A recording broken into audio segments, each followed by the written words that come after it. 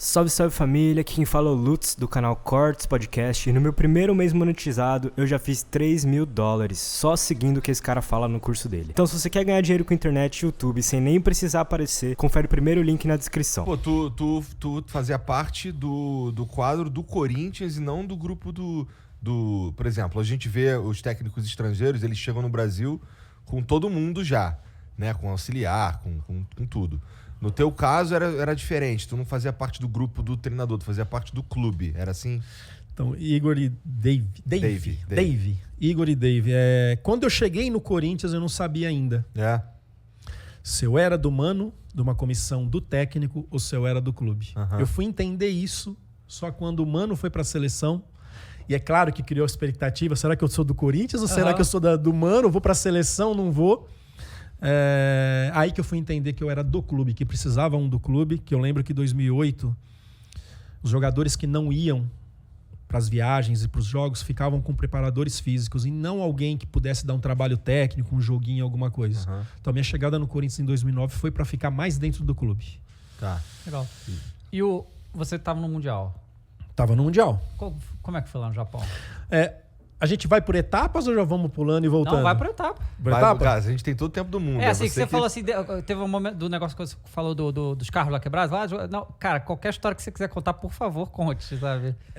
Nessa saída do Mano para a seleção, foi minha primeira experiência como técnico. Né? 2 jogos... Desculpa. Foi o Mano, vem o Adilson sai. Fiz 2 jogos com o Corinthians como técnico até o Tite chegar da Arábia, que o Tite estava no mundo árabe. Primeira experiência de técnico do cara no Corinthians. Não, mas calma aí. Se fosse só isso, né? Se fosse só isso, ainda tava bom. Aí preparo 2 dias de treino para pegar o Vasco lá no Rio. Depois 2 dias, 3 dias de treino para pegar o Guarani em Campinas.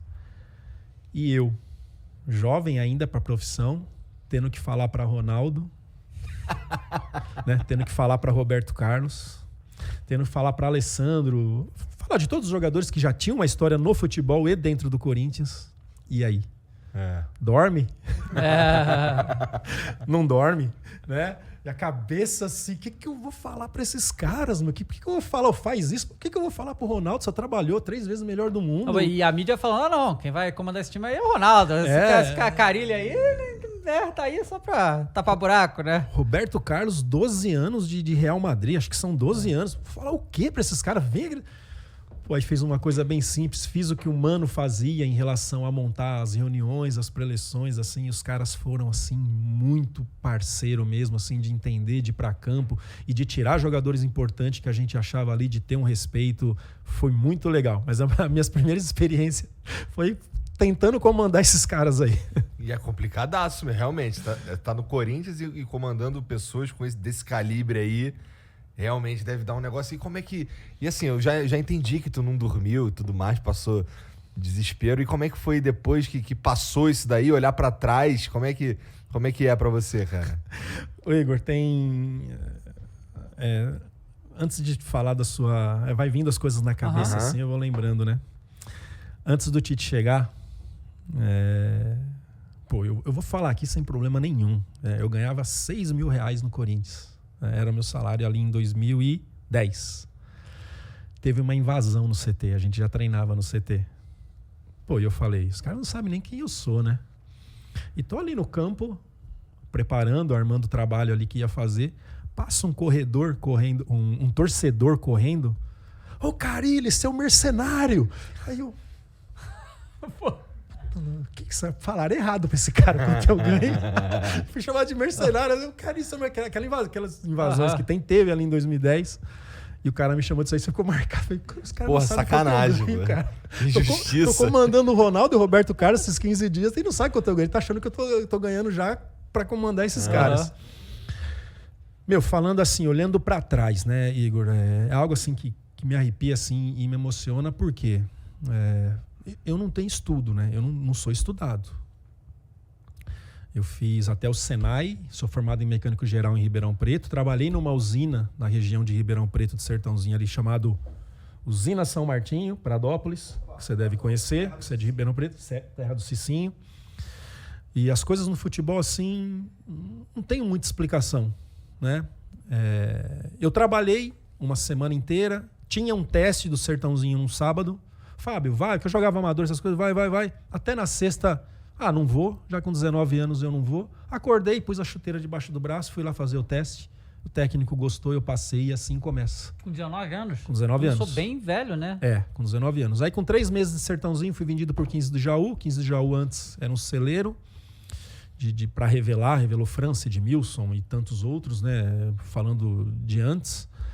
E eu começo assim no futebol, né? E daqui um pouquinho, com 2 meses, eu vou pro Corinthians como atleta. Com 2 anos, desculpa. 93 aconteceu isso, 95 eu tô no Corinthians como atleta, por um campeonato que eu fiz pelo 15 de Jaú.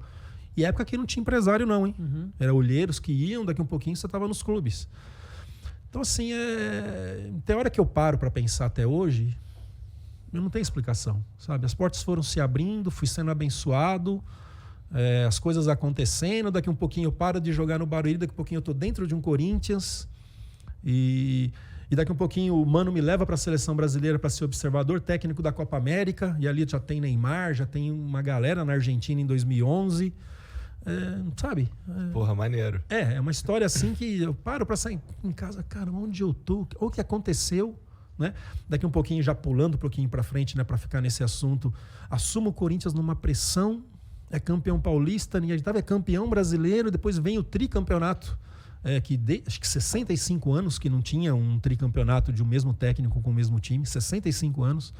Então, só posso dizer que eu sou abençoado, cara. Assim, e as portas foram se abrindo, eu fui aproveitando as oportunidades, fui aprendendo muito com esses profissionais excelentes e as coisas foram acontecendo de uma forma muito positiva. Tu virou técnico lá no Corinthians, porque... Quem foi que saiu que tu virou técnico? Era o Oswaldo de Oliveira. O campeonato, se eu não me engano, termina dia 3 de dezembro. O Oswaldo é dispensado dia 10. Tentaram muitos técnicos até dia 22 de dezembro. Muitos técnicos. Até aquele que trabalhou no Flamengo, o colombiano, era o nome mais forte. Rueda. Era o nome mais forte, não chegaram num acordo, no acerto. Eles tinham que anunciar um técnico até o Natal. E isso você comandou 8 jogos, né? Tinha comandado 8 jogos. Uhum. Foi 2 aí na época do Ronaldo. E depois da troca do Cristóvão pro Oswaldo de Oliveira, eu dirigi mais 6 jogos. Uhum. Né? E aí, dia 22 de dezembro, eu sou anunciado como técnico. Como é que foi essa conversa? Foi o Andrés que... Não, o Andrés ainda não fazia parte. O presidente era o Roberto, o diretor era o Alessandro. É claro que o Andrés tem muito a ver com isso. Uhum. Eu sei que existiu uma reunião para definir do conselho, o Andrés participou. E o Andrés foi uma das pessoas que... o Fábio não fez um trabalho legal nos 6 jogos, porque a gente não inicia com ele. Eu sei disso. Mas foi o Roberto era o presidente, o Alessandro era o diretor e o executivo era o seu Flávio Adalto. Um senhor, assim, muito tranquilo, bem da antiga mesmo, assim, que ficava ali mais para ajudar no dia a dia. Foi bem assim a história. Dia 21 de dezembro, eu estou na casa do meu pai em Sertãozinho, toco o telefone.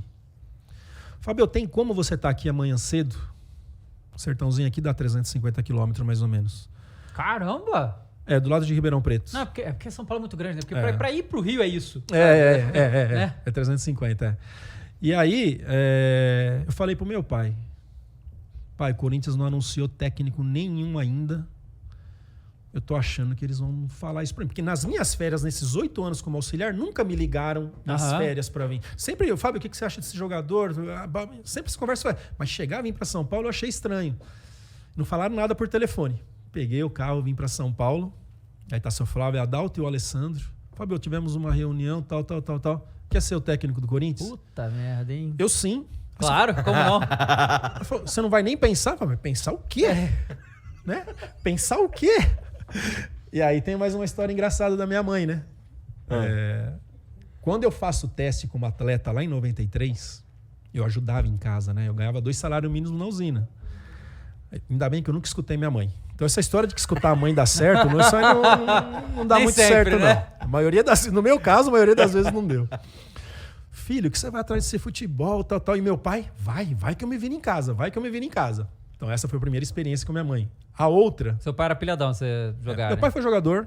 Foi também? Meu pai vem pra São Paulo, meu pai é de Pradópolis, e é perto de Ribeirão Preto. Meu pai vem pra São Paulo por causa do futebol. Então teve no Santos, na época do Pelé, 3 meses, Santo André, Juventus. Saad, tinha um clube aqui chamado Saad, antes, em São Caetano, no ABC, do ABC. Só que esses clubes não pagavam nada. E apareceu uma firma aqui da Vila Prudente, bem perto daqui, chamado Bernauer. Na época, essas firmas pagavam para você trabalhar e jogar. Tinha muito disso. Era melhor pro meu pai. Meu pai saiu, ficou 13 anos nessa firma, fez a história aqui, fez uma casa aqui, fez a vida dele aqui através dessa firma, em São Paulo, até a gente voltar pro interior. Então eu tava falando da minha mãe, né? Aí, quando eu recebo a ligação, eu comentei com meu pai e com minha mãe em casa, né? Aí meu pai, se for isso aí, pega. Já foi técnico do Corinthians. Independente do que vai acontecer, é técnico do Corinthians. E minha mãe, não, você não tá bem como auxiliar. Por que você vai ser técnico? Então não escuta a mãe, que muitas vezes não dá certo, não. Então foi isso, cara. Aí eu vim pra São Paulo, isso foi... Aí, pô, eu fui assim, muito simples, com roupa. Pô, férias ali, tá. Aí o seu Flávio Adalto pegou e falou assim, então já tem a coletiva daqui 15 minutos. Putz. Eu falei, mas pô, peraí. Não dá nem pra pensar agora então, né? Pra jogar essa coletiva pra janeiro, enfim. Não, tipo, tinha que dar uma resposta. Aí vai eu pra então coletiva. como é que ele vira pra tu e pergunta, tu não quer nem pensar? 15 tipo, minutos tinha que dar a coletiva. Ele deixou armado. Se eu falo não, tal, tá bom. Enfim, né? Mas ele já deixou tudo armado. Será que existia algum universo na mente dele que tu diria não, cara? Eu acho que, porra, você já tava de auxiliar há um tempão, já sabia exatamente como é que funcionava o dia a dia da parada. Já tinha trabalhado com vários caras muito sinistros. Já tinha toda a experiência, tinha dirigido o time. Esses 6 jogos de 2016 pra mim foram muito importantes.